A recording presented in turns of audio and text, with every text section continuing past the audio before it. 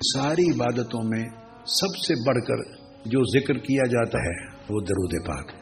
یاد رکھ لیں، صرف جو درود پاک زبان ہلا کے پڑھتا ہے نا، تسبیح کا دانہ گراتا ہے یا نہیں گراتا، لب ہلاتا ہے مگر پڑھتا ہے الفاظ درود پاک کے، اس کا بھی قبول ہوتا ہے.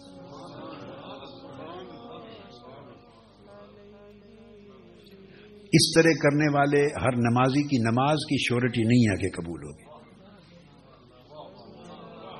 کہ جو کھڑا ہو گیا مصلی پر لب ہلا کے پڑھ رہا ہے، معلوم نہیں قبول ہو، اللہ کی مرضی.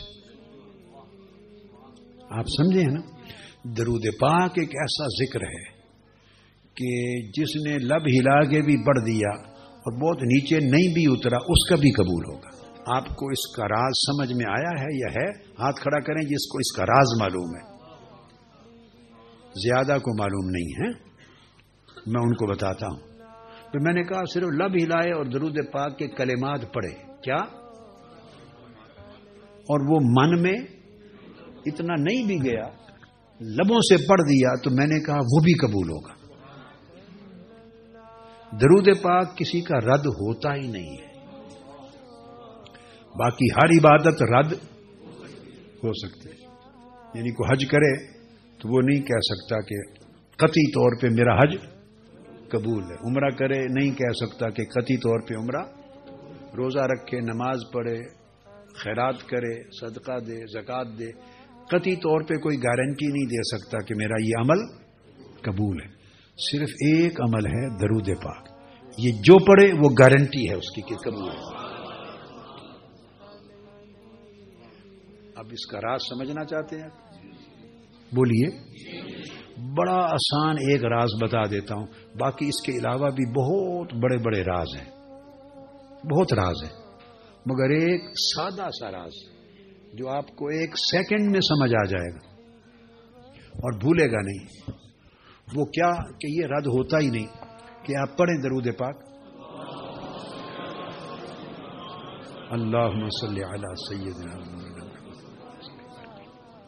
اب پہلے لفظ کیا ہیں؟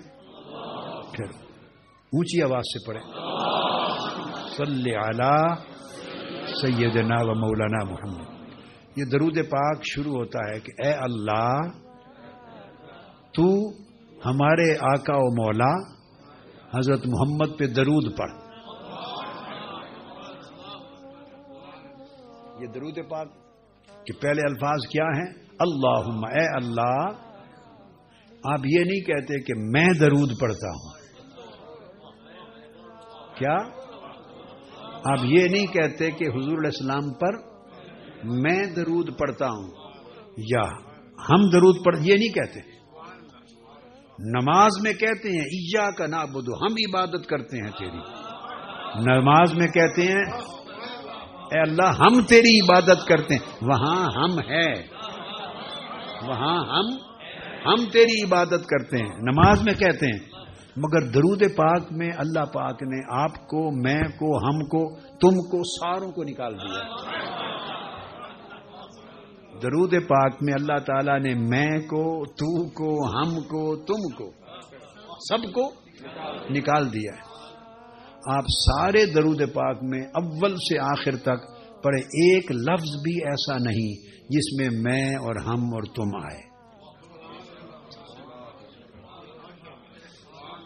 ایک لفظ بھی ایسا نہیں جس میں میں آئے. تو یہ جو عمل رد ہوتے ہیں وہ رد ہی میں کی وجہ سے ہوتے ہیں. اب دیکھو نا، یہ جو عمل قبول نہیں ہوتے، یہ جو عمل قبول، کون سی شے ہے جو انہیں قبول ہونے سے روکتی ہے؟ وہ کیا ہے؟ میں ہی ایک چیز ہے جو کسی بھی عمل کو قبول ہونے سے روکتی ہے. اپنے محبوب پر درود پاک کے عمل میں سے اللہ پاک نے میں کو خود نکال دیا. جس نے قبول ہونے سے روکنا تھا وہ ہے ہی نہیں اس میں.